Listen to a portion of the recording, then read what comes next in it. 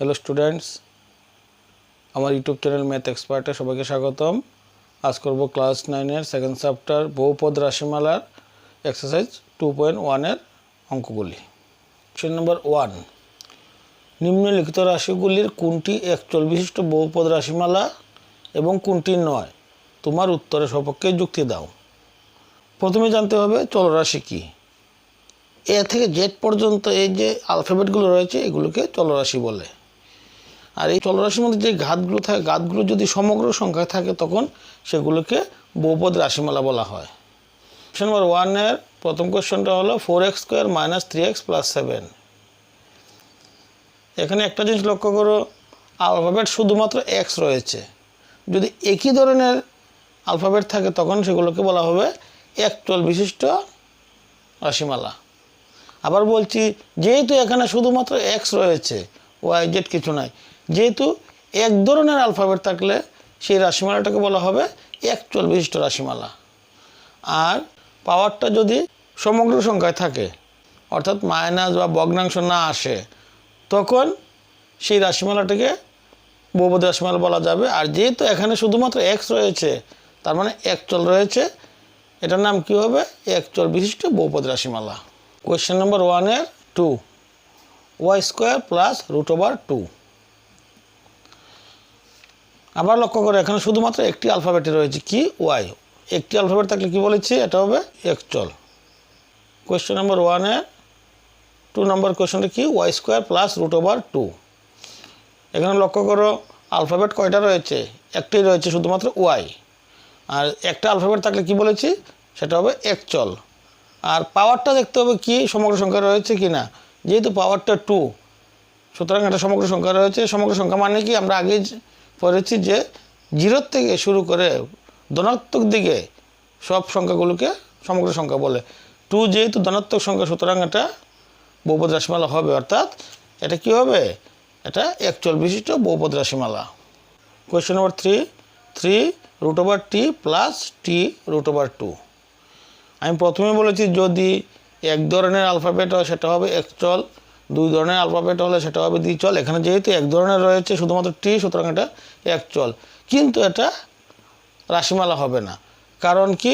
আমি প্রথমে বলেছি পাওয়ারটা সমগ্র সংখ্যা হতে হবে। যেহেতু এখানে টির উপর কি রয়েছে? √ওভার রয়েছে। √ওভার মানে কি? আমরা জানি √ওভার মানে হলো 1/2, অর্থাৎ এটা কিন্তু সমগ্র সংখ্যা নয়, 0 থেকে ধনাত্মক সংখ্যাগুলোর মধ্যে এটা পড়েনি। সুতরাং এটা একচল বিশিষ্ট হলেও এটা বহুপদ রাশিমালা হবে না। যেহেতু ভগ্নাংশ রয়েছে, সুতরাং এটা বহুপদ বিশিষ্ট রাশিমালা হবে না। কোয়েশ্চেন নম্বর 1-এর 4, y + 2/y।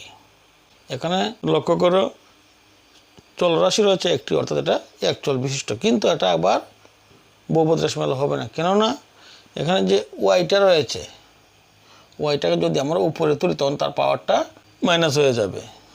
y + 2y⁻1। অর্থাৎ যখন এটা নিচে ছিল তখন তার পাওয়ারটা ছিল +1। যখন কোনো সংখ্যাকে নিচ থেকে, যখন কোনো চলরাশিকে নিচ থেকে উপরে বা উপর থেকে নিচে পরিবর্তন করা হয় তখন তার পাওয়ারটা, সাইনটা শুধু চেঞ্জ হবে, প্লাসটা মাইনাস হবে, মাইনাসটা প্লাস হবে, এতটুকুই। যেহেতু চলরাশির পাওয়ার ঋণাত্মক এসেছে, সুতরাং এটি বহুপদ বিশিষ্ট রাশিমালা হবে না, কারণ চলরাশির ঘাত সমগ্র সংখ্যায় নেই। কোয়েশ্চেন নম্বর 2, নিম্নলিখিত প্রতিটি ক্ষেত্রে x² এর সহগ লিখো। প্রথমে জানতে হবে সহগ মানে কি। সহগ হলো যে আলফাবেটটার কথা বলা হবে তার সঙ্গে দেখতে হবে কি নাম্বারটা রয়েছে, সেটা প্লাস না মাইনাস রয়েছে, সেটাই হবে সহগ। আর যেহেতু এখানে x² বলেছে, আমাদেরকে দেখতে হবে x² এর আগে কী কী নাম্বার রয়েছে তার সাথে। প্রথম কোয়েশ্চনটা লক্ষ্য করো কি বলেছে? 2 + x² + x। এখানে কার সহগ বলা হয়েছে? x² এর সহগ।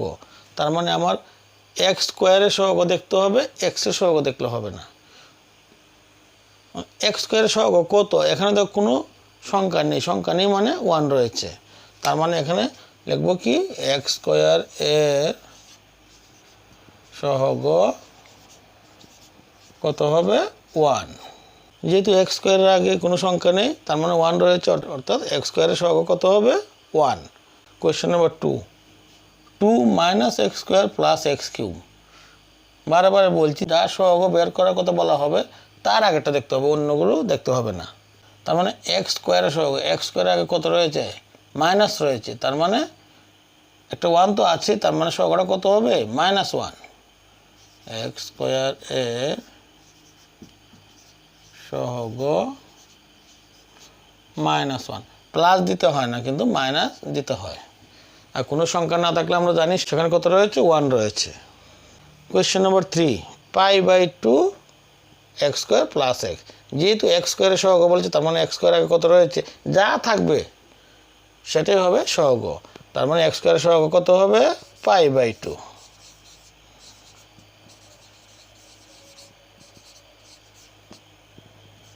π/2। কোয়েশ্চেন নম্বর 4 কি বলেছে? √2x + 1। তার মানে যেহেতু এখানে এক্স স্কোয়ারের সহগ বলেছে, এক্স স্কোয়ার কিন্তু কোয়েশ্চেনটার মধ্যে নেই, তখন কী করবো? যেহেতু এক্স স্কোয়ার নেই, তার মানে এক্স স্কোয়ারের সহগ কত হবে? নেই মানে কত? 0। সহগ নেই মানে 0।